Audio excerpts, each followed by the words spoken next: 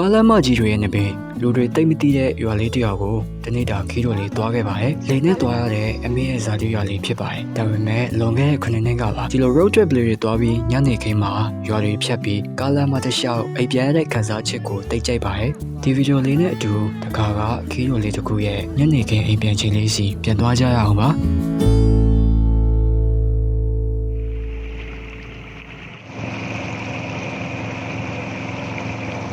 အမေရဲ့ရွာလေးကနေလေစီးပြီးတော့အိမ်ပြန်ပါပြီစီးစာရအောက်မှာချောင်းရုံးတစ်လျှောက်ကတိတ်ဆိတ်ပြီးတော့အလှနေခဲ့ပါတယ်ရေပြားကလည်းလိုင်းမရှိပဲနေသိနေတာကြောင့်လေစီးရတာကညညလေးနဲ့ပျော်စရာကောင်းခဲ့ပါတယ်ဒီနောက်တစ်ပတ်လူတွေကကြတော့ဒီချောင်းထဲမှာပဲငါးဖမ်းတဲ့အလုပ်ကနန်းဖမ်းတဲ့အလုပ်နဲ့ပဲတန်မိုးအကြောင်းပြုကြပါတယ်အခုကညနေရေးချချီဆိုတော့လေကတဒါနာထိမရောက်တော့ပါဘူးရှင်တော်ထဲကနေတက်ရောက်တော့မှာပါကျွန်တော်တို့လိုက်ဖို့တာကြတော့အမေရဲ့ဒူတွေဖြစ်ပါတယ်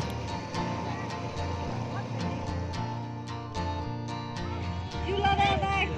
ကနချေရလားကျဆင်းနေရပါပါနေလို့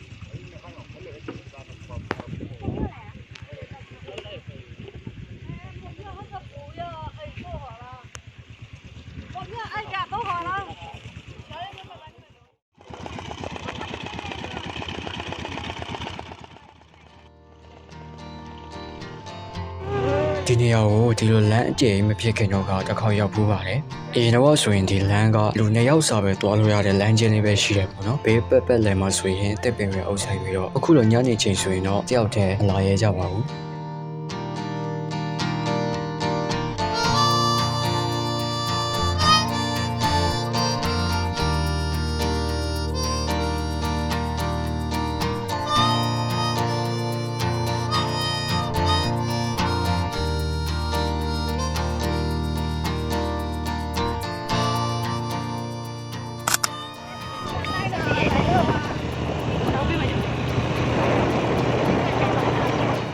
ဒီရွာလေးကိုချောင်းပြဲရွာလို့ခေါ်ကြပါတယ်အခုနောက်အနေကကြတော့ချောင်းပြဲစိတ်ပေါ့နော်အများအားဖြင့်ကတော့ကရင်လူမျိုးတွေနေကြတယ်နေခဲပဲဆိုရင်တိုးထဲသွားကြတာမလို့အိမ်မှာလူတွေမရှိကြပေမဲ့ညနေချိန်ဆိုရင်တော့တိုးထဲပြန်လာကြပါပြီ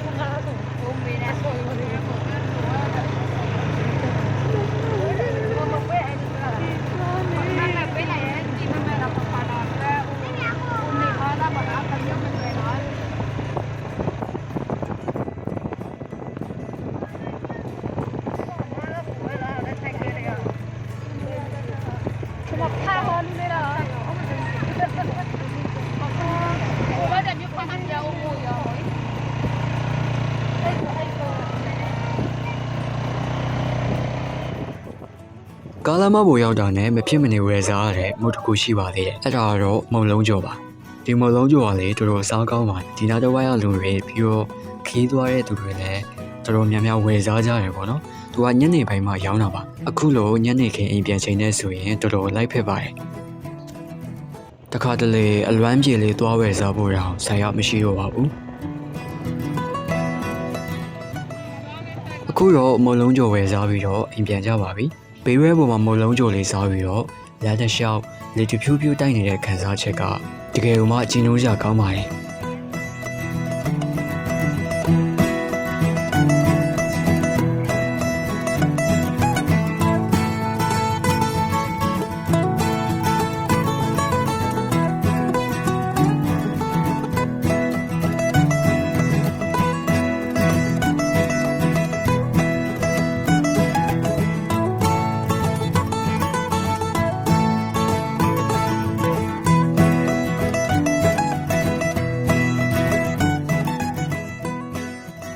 ဒီလိုခီးရိုလေးတွေသွားပြီးတဲ့အခါဂျီနိုးစာအကောင်းဆုံးချိန်ကညနေခင်းအိမ်ပြန်ချိန်လေးပဲဖြစ်ပါတယ်ဒီဗီဒီယိုလေးနဲ့အတူတနေ့တာရဲ့ညနေခင်းလေးကိုနှုတ်ဆက်လိုက်ပါတယ်နောက်ထပ်ဗီဒီယိုတွေမှာပြန်တွေ့ကြပါမယ်